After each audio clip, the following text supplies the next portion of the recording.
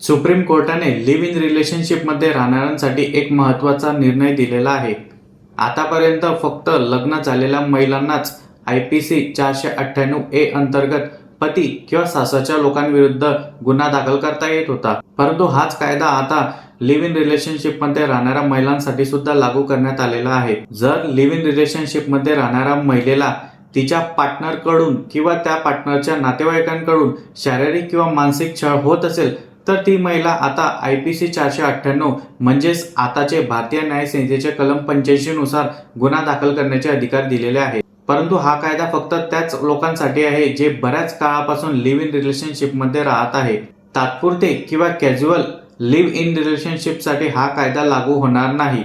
तसेच हा कायदा लागू होण्यासाठी महत्त्वाची अट अशी आहे की त्या लिव्ह इन रिलेशनशिपला लग्नाचे स्वरूप असणे गरजेचे आहे।